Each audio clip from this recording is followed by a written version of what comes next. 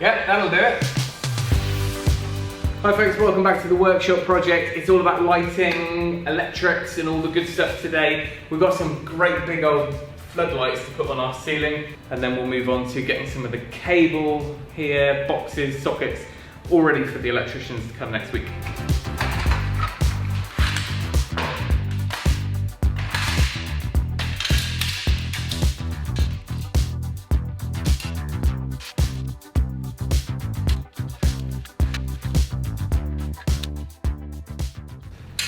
So these are the surface mounted frames you can get for the LED panels. The LED panels are like you'd have in a normal suspended ceiling in an office. I've gone for the 1200 by 600 ones, so they're 4 foot by 2 foot. And although I thought I could come up with my own brackets and stuff on the ceiling, these were relatively inexpensive, and I think they're quite a low profile way to go. Now the actual LED panels are super thin, but of course there's a driver that you've got to house somewhere. So, and you want ventilation and cooling space, so you can't really go much slimmer than this. Now one thing is we're going to have to run some visible conduit between each of the panels because we need to link them up and there's no other way to do it. Alright, next thing I'm going to do is run a laser measure across the whole room, subdivide that down into our 3 panels and then work out our spacings because I want to have them evenly spaced along the building.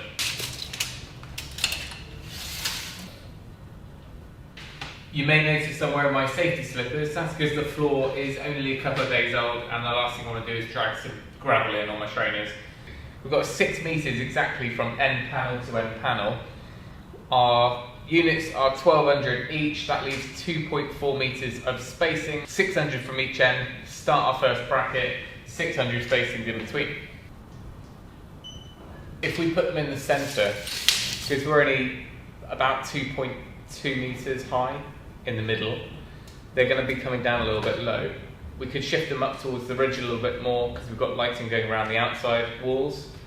I'm tempted to just wire up a panel just to a normal 3-pin plug to see how bright they really are, because 6 in here might be like a football stadium.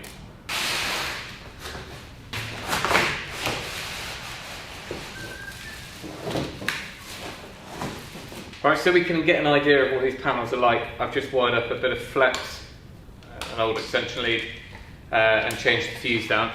And basically because these panels are double the size of a normal one, they've got 2 drivers, so hence why there's 2 drivers, and these just plug in. So let's get some power.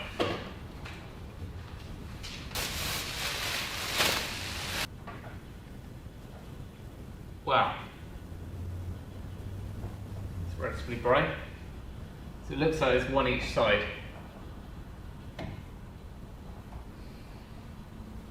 Yeah, that'll do it. Right, I'm going to need to change this into auto, get off manual. There we go. So it's pretty bright, but not crazy. It's quite a nice flat diffused light. So we want all 3, I think. So 3 down each side. It looks like it's quite an even spread out light as well. So the fact that we want to put it in the middle shouldn't make much difference. I'm going to see if I can hold it up. We'll have a look on the camera. I think this is like a 2-person experiment. I mean, we could do them that way. In hindsight, those would have been very helpful when doing flooring or any decorating, getting that nice light and working into the light.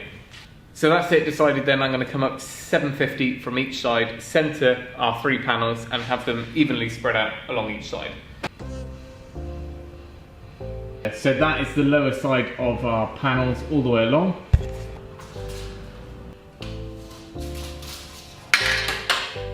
Who thinks this is a 2-person job? One man and his roller pole. Right, now I've worked out what on earth I'm doing. It's easy to put up a single piece at a time. Now I can stick the other 3 in and hopefully swing it up. I'm using these little stainless steel self-tappers, which I had. They seem to be better, and I should have used them for the dado trunking than the self-drilling drywall screws. They're a bit too long. These have got a thicker thread and they're shorter, they bite in better.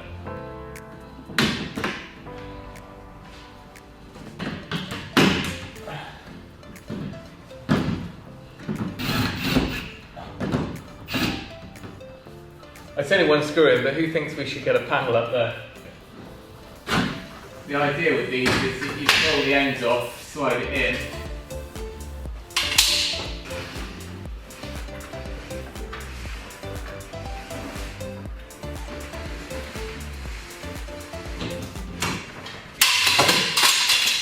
Flip the net, thought I was going to go then. Please. Well, I mean, having 3 means that at least this one's going to be central. We're going to have a workbench here, 2 coming down onto it on a slight angle.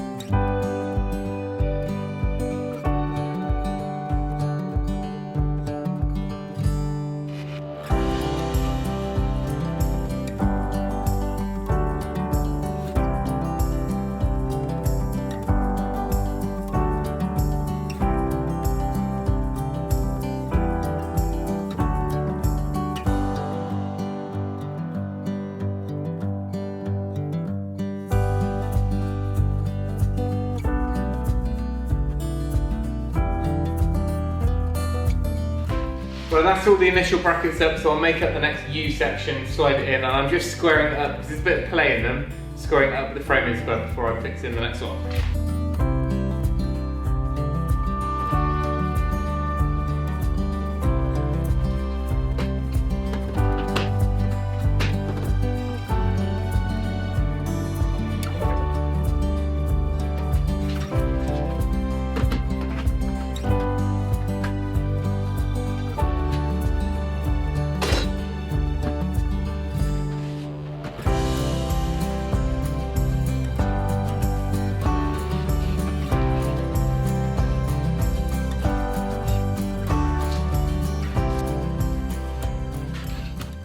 Next job on the lighting front is the external stuff. I can get that drilled and ready.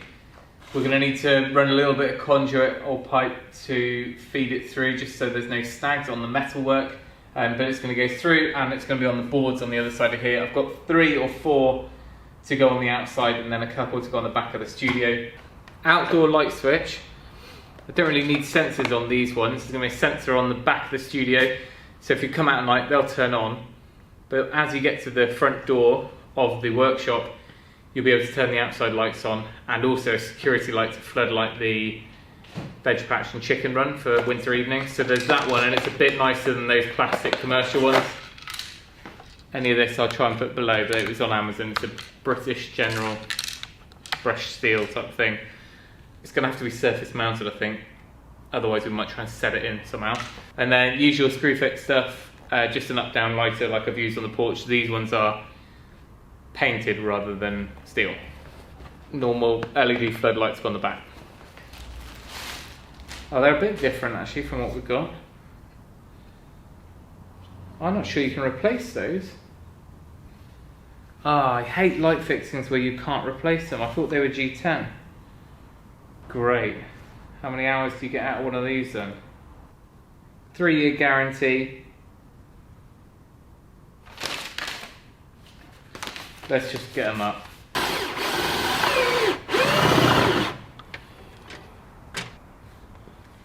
It's going to come through in the button. That.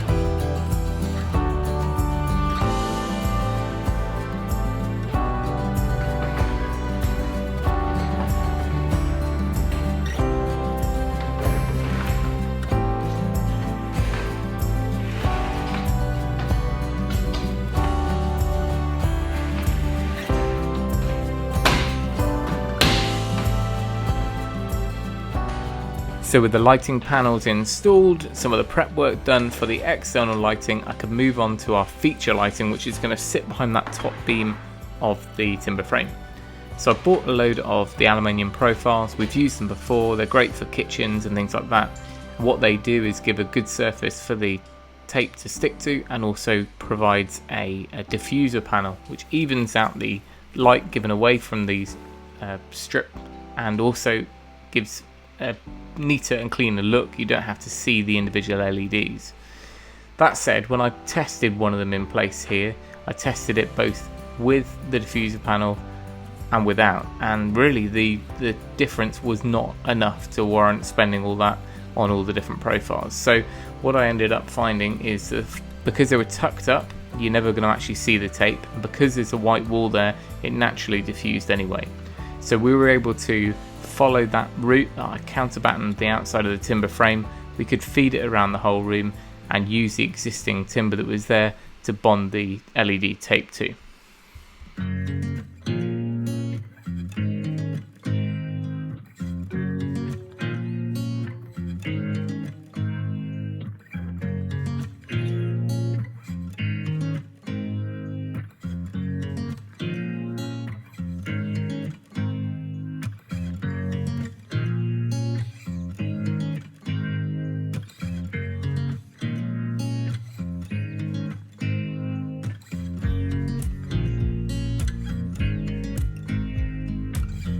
My last day of prep before the guys come to do the wiring, managed to get to the point where I've got all the 6 panels up on the wall, up on the ceiling, sorry, and they're ready. This one is just temporarily wired in to give me a bit of lighting for now, but the drivers are on the floor. They'll be tucked up into the panels when they're all wired up.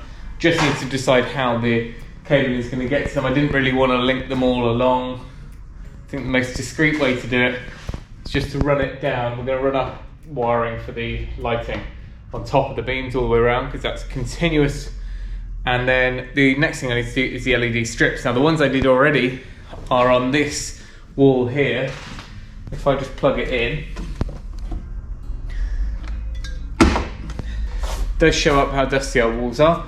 Even so, that is going to give us the sort of feature light slash also a bit of worktop light. Now they at the moment are plugged into a driver which is big enough to do the whole room. It's got a 3-pin plug on it. We'll be changing that to wire it into a switch, which will be back on the main 4-gang switch for the room. But it's a good way of just lighting that corner, making a bit of a feature. So I need to get on and do the exact same thing around here. The only difference is this side, they're 5-meter strips, they come on a reel. So I'm going to do a 5-meter section, then I need to put a join in. But that should be possible because I've got all the gear to do it. Right, for once my forward planning is paid off.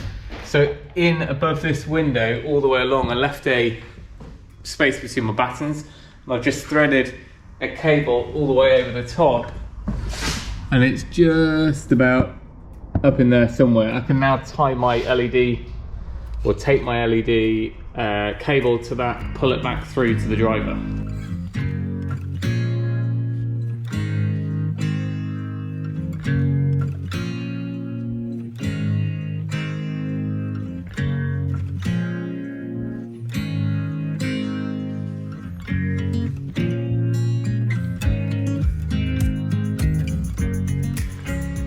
So at this point we've got most of the lighting tested, if not first fixed, all exposed still. Everything's on site ready, in place ready, and I can hand over to James and Liam. They came down on Saturday, did an amazing job. I just became tea-boy for the day and pizza boy for the day, and they just did a full day of basically getting this workshop ready to rock and roll. So while I will cover all that in the next episode, I've now been under these lights for a week. They are really nice to be under. Nice, even, natural light. Went with a 6000K daylight white colour temperature, so it's really well balanced for filming and for outside to inside. So hopefully that's given you a bit of an insight into what you can do with these panels in a workshop, in a garage, that sort of space. But that's it. I'm going to leave it there. I hope you enjoyed that. We'll be seeing you in the next episode with the full electrics install. But thank you for watching. Remember, if you can, do it yourself, and we'll see you next time.